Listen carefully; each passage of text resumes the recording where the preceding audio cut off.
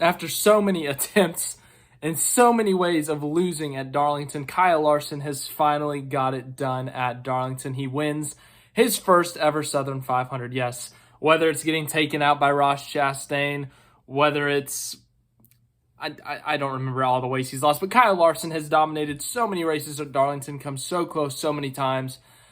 And finally tonight, he had to hold off a hard-charging Tyler Reddick. It was right on the wall for those last 30 or 40 laps, but he was able to hold off Reddick, hold off Buescher, and hold off Byron and win his first Southern 500. Yes, Kyle Larson advances in the playoffs with this being the first round of the playoffs, with this being the first race in the playoffs. That means if you are a playoff driver and you win, you are into the next round. So Larson gets an additional 5 bonus points for the win and also advances in the round. Does not have to worry about Kansas and Bristol. But some redemption for Larson as well. We talked about in our playoff preview redemption. I said Truex today would win because redemption for last year. I wasn't even thinking about the spring with Larson redeeming himself after, remember, running up front that entire race, being side by side with Chastain for the win, and Chastain took him out, and Larson ended up finishing 20th or something. And Larson finally this time does get it done. No caution at the end.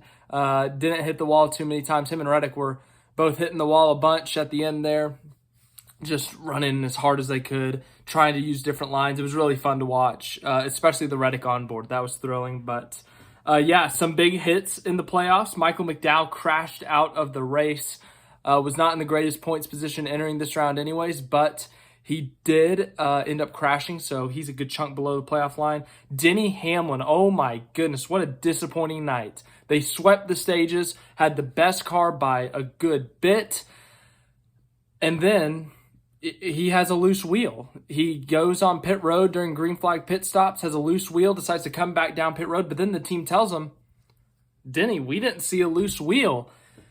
Denny ends up like in the 20s, I think, so Denny Hamlin, after dominating, yes, he got a couple extra playoff points, and with all the playoff points he already had entering this race, and adding those 20 points to his total, he should still be in a good points position, but the Southern 500, a crown jewel in NASCAR, one that he's won 3 times, desperately wants a 4th. That's got to hurt for him. That's got to hurt for his team. But yeah, I'm going to make this video quick. My throat is feeling weird, so I just want to go through the results of this race, go through the point standings with you guys, keep you up to date, tell you what happened to all the playoff drivers because that's what everyone wants to know. But Kyle Larson gets his first Southern 500 win. As I said, he's come so close at Darlington, whether it's the spring race, whether it's the 500. And finally, in one of the toughest races for NASCAR drivers, the longest race time-wise, Larson finally gets it done. As once again I said, after coming close so many times, I think that's his second ever win in a major, third if you count the Bristol night race. So he's won a Coke 600 before, but big win for him, big win for his team. They hadn't won since April at Martinsville, I think. So they had been on a bit of a winless streak there, but to start the playoffs off so strong with a win, it's going to make a good case for Larson going after his second title. Tyler Reddick, a very strong run in second, was top 3 most of the day. It was him, Hamlin, and Larson, and then Harvick was up there for a bit. In fact, Harvick had closed in on Reddick. Reddick had just used up his stuff, hit the wall too many times or something, and Harvick was right there, but right after Reddick just couldn't get by, as Jerry Seinfeld would say, Newman. Couldn't get by him, and finally gets by him, and Harvick decides to pit, and Reddick from the top lane, almost past the commitment line, just slams on the brakes. Newman rear ends it, and Newman spins out, and that essentially took Harvick out of contention. It screwed Harvick pretty bad, and Reddick ends up pitting. Larson takes the lead on pit road, and Larson never looks back. Reddick finishes second. He tried his best with second. Really good points run, and also just a mistake-free day for that team. So encouraging to see. I eliminated them in the round of 12 because of that mistake-prone team. They've had so many mistakes this year on pit road and whatnot, and I just couldn't trust them past the round of 12. But today, a mistake-free day, a second-place finish, lots of stage points. They should be well above the cutoff line.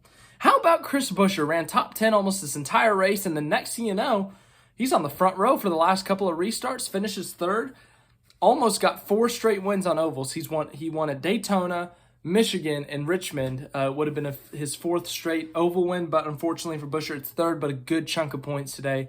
Really strong performance. They still got to be happy. They are the hottest team in NASCAR right now. Fourth place, William Byron qualified poorly, was running in the 20s, but made some strategy calls, had a fast car, and was able to rally up to fourth, battling with those top three there at the end of this race. Finished just a couple of seconds off the leader, maybe less than that. But a strong day for Byron. He already had a ton of playoff points and a fourth place finish. That's going to help his buffer.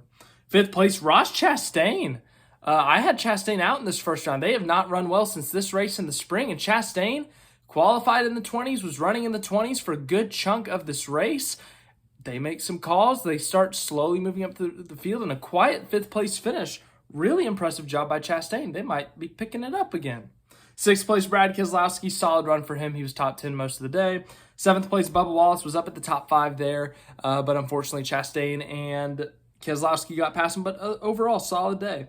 Eighth place, Chase Elliott. A good finish for him in terms of the Owners' Championship. Ninth place, Ryan Blaney. 10th place, Eric Jones was up in the top 3 at some point in this race. Darlington is just his track. I don't know why he's so good at it, but him and Darlington just go together so well. Eric Jones with another top 10 at Darlington. I mean, they've been terrible this year, Legacy Motor Club, so the fact that Jones was top 3 at some point and it wasn't a fluke, it's pretty impressive if you ask me.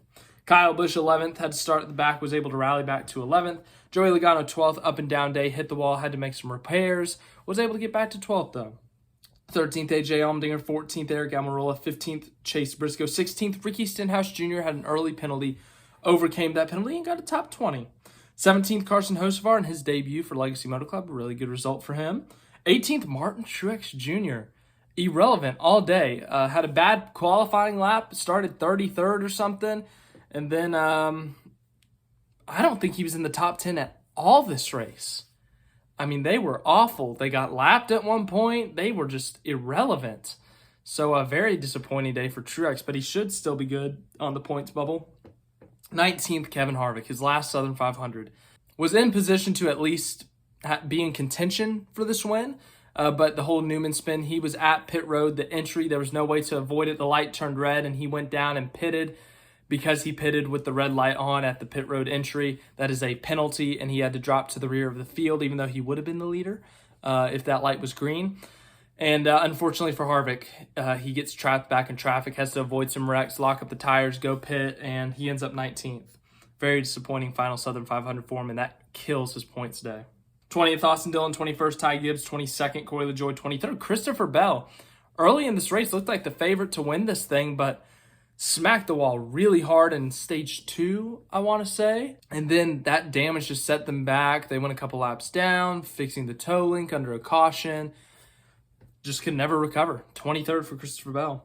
24th, Justin Haley. 25th, Denny Hamlin. We talked about it already, but Hamlin had the best car, led over 100 laps in this race, swept the stages, looked like he had the car to beat. A loose wheel, supposedly, cost him the win. They have to pit under green again. Then the team tells Hamlin he didn't have a loose wheel. I'm curious to hear what he says after the race to see what the problem was. 26th, Todd Gilliland. 27th, Ryan Newman. 28th, Ryan Preece. Great to see him back at the track. After a scary wreck last week, he is okay. Just has some bruising under his eyes. But other than that, no broken bones, no torn ligaments or anything like that. Miracle. Great to see him back at the racetrack.